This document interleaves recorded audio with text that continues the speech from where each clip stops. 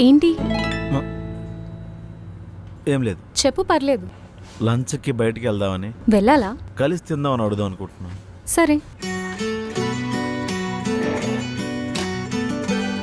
Bill నీదే, కావాలంటే కట్నంలో cut చేసుకో. కట్నమా? ఇంకేం కావాలి సార్? ఇల్లు నీళ్ళు నా పేరు మీద రాసే కట్నం కింద. నా పేరు మీద ఉంటే ఏమైంది? నా పేరు మీద ఉంటే తాకట్టు పెట్టుకోవచ్చు కదా మౌనిక. కావాలంటే ఇంటి మీద మౌనిక నిలయమని నీ పేరు రాయిస్తా. సరే, లంచ్కి ఎక్కడికి వెళ్దాం? నువ్వే చెప్పాలి. మీ ఇంటికి వాస్తుందా? ఉంది. నువ్వు వాస్తు నమ్ముతావా? మా అమ్మ నమ్ముతుంది. ఇంటి మీద లోన్ ఉందా? ఇంటి గురించి తప్ప మన గురించి మాట్లాడవా? మన ఇంటి మీద లోన్ ఉందా? ఉంది. అయినా నువ్వు కట్టక్కర్లేదు. నా శాలరీ నుండి డిడక్ట్ అవుతుంది. ఇప్పుడు ఆడ గజం ఎంత ఉంది మౌనిక? రియల్ ఎస్టేట్ గురించి మాట్లాడడానికి వచ్చావా, లంచ్ పిలుద్దామని వచ్చావా?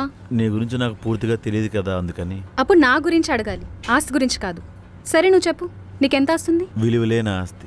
హా? ఈఎంఐ కట్టక్కర్లేదు, దొంగల భయం ఉండదు. నెక్స్ట్ మంత్ నుంచి అయినా సేవింగ్స్ పెట్టుకో. సేవింగ్స్ చేసినా మళ్ళీ ఇల్లే కొనాలి మౌనిక. నీ దగ్గర ఎలాగో ఉంది కదా.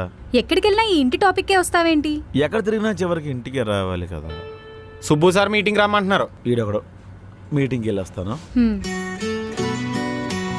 లంచ్ ముందు వెళ్ళు. ఆ.